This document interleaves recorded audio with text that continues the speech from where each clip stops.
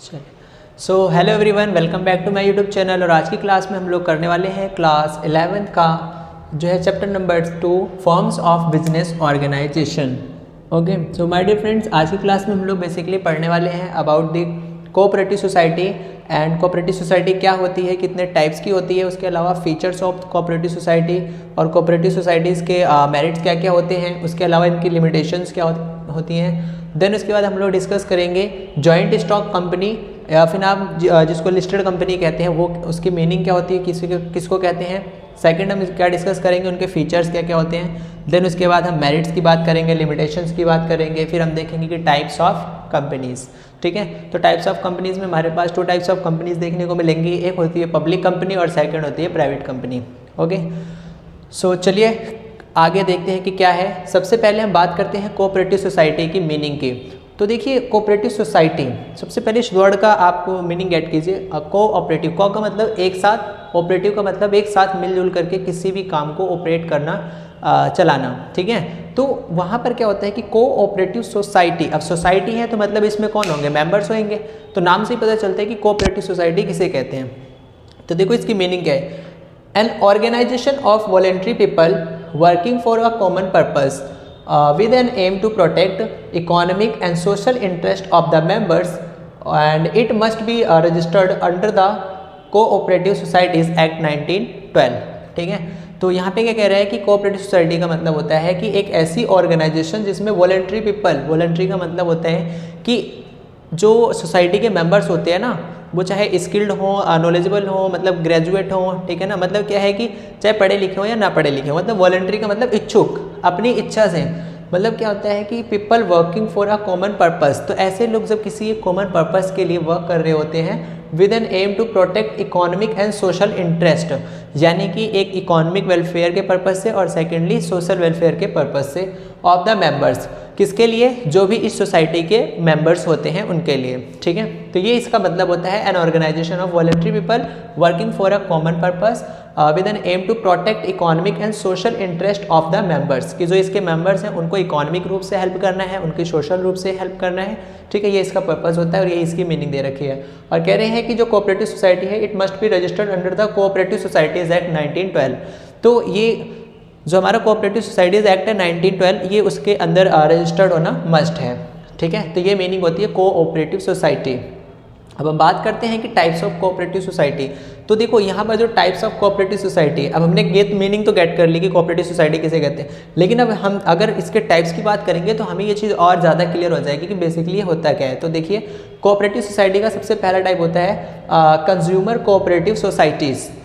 इसके अंदर क्या होता है, for providing goods quality and low priced raw material and other in the ports of protect consumer interest. ठीक है, कि कंज्यूमर सोसाइटीज़ कौन सी होती है, ये कोऑपरेटिव सोसाइटी।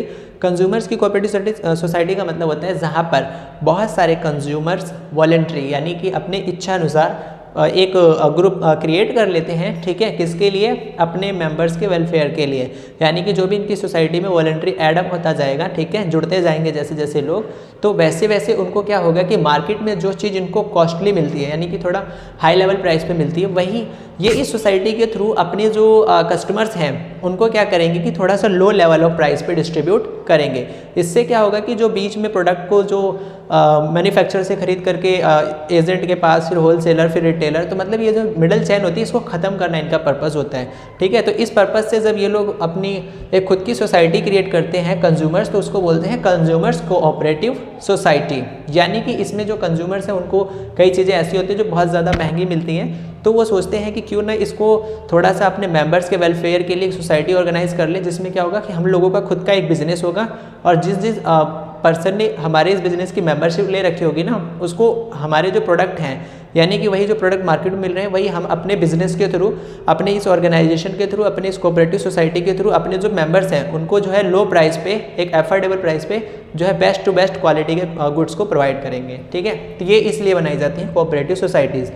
सेकंड इसमें क्या आता है टाइप्स ऑफ में, प्रोड्यूसर्स कोऑपरेटिव सोसाइटी। अब प्रोड्यूसर्स कौन होते हैं, प्रोड्यूसर्स वो होते हैं जो गुड्स को प्रोड्यूस करते हैं। ठीक है, तो प्रोड्यूसर्स को भी जो है कुछ कैपिटल लेवल की जैसे मशीनरी चाहिए, किसी तरह का मतलब उनको टेक्नोलॉजिकल चीज़ें चाहिए अपने बिजनेस के अंदर, ठीक है। तो उसमें क्या होता है कि जो प्रोड्यूसर्स वॉलंटरी यानी कि खुद से आपस में सभी प्रोड्यूसर एक साथ मिल करके एक सोसाइटी क्रिएट कर लेते हैं अपने सभी प्रोड्यूसर भाइयों के लिए, उनके वेलफेयर के लिए, ठीक है, उनको इकोनॉमिक रूप से उनके बिजनेस को बढ़ावा देने के लिए, ठीक है, ताकि जो चीज़ें ये लोग बाहर से खरीद रहे हैं उनको महंगी मिल रही है, ठीक है। तो इसको क्या करेंगे, अपनी सोसाइटी क्रिएट करेंगे और डायरेक्ट मैन्युफैक्चरर से उठाएंगे, जिसको चाहिए होगी उसको मतलब लो रेट पे प्रोवाइड कर देंगे, ठीक है।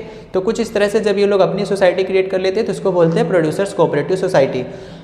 Third, marketing cooperative society. Marketing cooperative society, अब आपको पता है कि बिजनेस रन कर रहे होते हैं तो बिजनेस में हर बिजनेस इतना कैपेबल नहीं होता है कि ये लोग अपने आप को जो है अच्छे से मार्केट के तरीके से अपनी मार्केटिंग कर सके। तो उसके लिए जब ये बहुत सारे बिजनेसेस आपस में मतलब जब एक ग्रुप क्रिएट कर लेते हैं मार्केटिंग के पर्पज़ से, तो उसको बोल देते हैं मार्केटिंग कोऑपरेटिव सोसाइटी। ये क्या करते हैं, अपने अपने बिजनेस के ब्रांड की प्रमोशन के लिए इसको ऑर्गेनाइज करते हैं। उसके बाद आता है फार्मर्स कोऑपरेटिव सोसाइटी। फार्मर्स, किसानों का भी अपना एक खुद की कोऑपरेटिव सोसाइटी होती है जिसमें सभी जो किसान भाई हैं, ठीक है ना, जो मेंबर्स होते हैं सारे के सारे जो फार्मर्स इकट्ठे हो जाते हैं और वो एक दूसरे की मदद के लिए आगे आते हैं और वो खुद की एक सोसाइटी क्रिएट करते हैं। यानी कि जब भी किसी किसान को किसी भी तरह की हेल्प चाहिए होगी तो वो इस सोसाइटी के थ्रू उसको जो है बेनिफिट प्रोवाइड करने की कोशिश करेंगे। सिमिलरली इसी तरीके एक और टाइप होता है कोऑपरेटिव सोसाइटी का, कोऑपरेटिव हाउसिंग सोसाइटी। अब देखो जैसे क्या होता है कि हाउसिंग सोसाइटी में अगर हम लोग घर खरीदने जाते हैं तो वहाँ पर हमें घर मतलब बहुत महंगे मिलते हैं, ठीक है ना। तो जब ये बहुत सारे मेंबर्स इकट्ठे हो करके क्या करते हैं, एक फ्लैट तैयार करवाते हैं, ठीक है, या फिर आप कह लो एक अलग से सोसाइटी क्रिएट करते हैं। तो वहाँ पर सोसाइटी के अंदर इनको जो हाउस महंगे रेट पे मिल रहे होते हैं घर वगैरह, तो वही इनको इस सोसाइटी के माध्यम से थोड़े से कम प्राइस पर अवेल हो जाते हैं, ठीक है। तो यानी घर खरीदने के लिए जो सोसाइटी बना लेते हैं आपस में मेंबर्स मिल करके, उसको बोलते हैं कोऑपरेटिव हाउसिंग सोसाइटी। ओके, अब लास्ट बात करते हैं इसके सेकंड बात करते हैं फीचर्स ऑफ कोऑपरेटिव सोसाइटी की। जो कोऑपरेटिव सोसाइटी होती है हमें कैसे पता चलेगा कि ये कोऑपरेटिव सोसाइटी है। तो भाई हर चीज़ की अपनी अपनी एक विशेषता होती है कि फीचर होती है। तो भाई ये features of the cooperative society, तो सबसे पहला होता है फीचर क्या होता है कि देखो उसके अंदर आप देखेंगे कि इस तरह की सोसाइटी में वॉलंटरी मेंबरशिप होती है। यानी कि अगर आप इनमें से किसी भी सोसाइटी में अगर आप ऐड होना चाहते हो, ठीक है, जुड़ना चाहते हो, चाहे कंज्यूमर्स की हो, प्रोड्यूसर्स की हो, मार्केटिंग की हो, फार्मर्स की हो, हाउसिंग सोसाइटी की, किसी भी तरह की सोसाइटी आप कई तरह की क्रिएट कर सकते हैं। कोऑपरेटिव सोसाइटी डिपेंड करता है ऑन यू कि आपकी रिक्वायरमेंट कैसी है। तो उसके अंदर जो आपको मेंबरशिप है वो वॉलंटरी होती है। आप अपनी इच्छा अनुसार उसके अंदर मेंबरशिप ले सकते हैं और अपनी इच्छा अनुसार अपनी जो मेंबरशिप है उसको रिजाइन भी कर सकते हैं। सेकंड इसका फीचर क्या होता है, लीगल स्टेटस होता है। लीगल स्टेटस बोले तो देखिए इनका ना रजिस्ट्रेशन होना मस्ट होता है, ठीक है, तो ये भी इसकी एक फीचर होती है। थर्ड होता है लिमिटेड लायबिलिटी। अब इसके अंदर जो मेंबर्स होते हैं कोऑपरेटिव सोसाइटी के अंदर, जो भी इस बिजनेस के अंदर पैसा लगाते हैं, उन लोगों की लायबिलिटी लिमिटेड ही होती है, ठीक है। फोर्थ इसका फीचर क्या होता है, कंट्रोल की बात कर लेते हैं। तो यहाँ पर जो कंट्रोल होता है वो कहीं ना कहीं एक तरह से देखा जाए तो मेंबर्स के द्वारा ही ऑपरेट किया जा रहा है, तो मेंबर्स का अच्छी तरह से इस पर कंट्रोल होता है। उसके अलावा यहाँ पर सर्विस मोटिव की बात कर लेते हैं। तो सर्विस मोटिव में इनका एक फीचर ये भी होती है कि देखो कोऑपरेटिव सोसाइटी इजली ऑर्गेनाइज की जाती है कि मतलब बहुत सारे मेंबर्स जुड़ गए एक पर्पस के लिए और उन्होंने एक बिजनेस खोल दिया और उसके बाद उन्होंने सोचा कि चलिए अब इससे बेनिफिट यानी कि प्रॉफिट ही प्रॉफिट अर्न करते हैं ना। सिर्फ प्रॉफिट अर्न करना नहीं होता इनका पर्पस होता है सर्विस मोटिव, यानी कि सोशल वेलफेयर भी होता है, अपने मेंबर्स की हेल्प के लिए क्रिएट किया जाता है। तो ये इसकी एक फीचर होती है। ओके, अब लास्ट में थर्ड हम बात करते हैं इसके अंदर। फोर्थ है मेरिट्स ऑफ कोऑपरेटिव सोसाइटीज़, कि जब कोऑपरेटिव सोसाइटीज़ को ऑर्गेनाइज करते हैं तो इसके क्या फ़ायदे होते हैं। तो सबसे पहला फ़ायदा होता है इसके अंदर equality in voting status.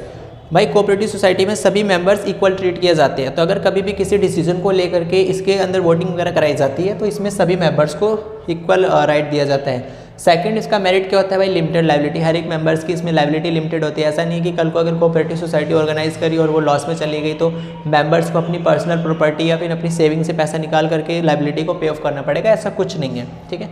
Limited liability होती है, ये भी इसका एक फ़ायदा होता है, मेरिट्स होता है। थर्ड होता है स्टेबल एग्जिस्टेंस। इसके अंदर मेंबर्स के आने और जाने का कोई इफेक्ट नहीं पड़ता है। यानी कि अगर कोई मेंबर रिज़ाइन कर रहा है, कोई किसी की डेथ हो गई, कोई इंसॉल्वेंट हो गया, कुछ हो गया, तो उसमें इस पर कोई इफेक्ट नहीं पड़ता है। तो स्टेबल एग्जिस्टेंस होता है, यानी बिजनेस रन करता ही रहता है।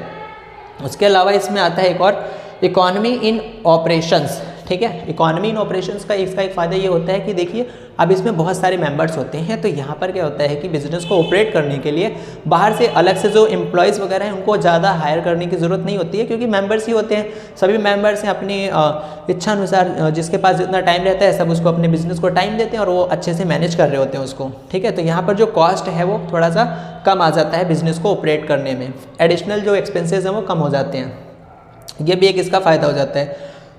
उसके बाद है सपोर्ट फ्रॉम गवर्नमेंट। तो गवर्नमेंट भी क्या करती है, इस तरह की जो कोऑपरेटिव सोसाइटीज़ होती है जो सोशल वेलफेयर के लिए ऑर्गेनाइज करी गई होती है ना, उनको गवर्नमेंट के थ्रू भी सपोर्ट मिलता है। गवर्नमेंट उनको कुछ जो पॉलिसीज़ वगैरह प्रोवाइड करती है और इसके अलावा इनको टैक्स में भी रिबेट वगैरह प्रोवाइड करती है, बहुत सारी बेनिफिट्स देती है, प्रमोट भी करती है गवर्नमेंट कुछ कोऑपरेटिव सोसाइटीज़ को, अगर उनको लगता है कि हाँ ये बहुत ही अच्छे मोटिव के लिए क्रिएट किया गया है तो। ओके, नेक्स्ट है इसका मेरिट क्या होता है, ईज़ ऑफ फॉर्मेशन।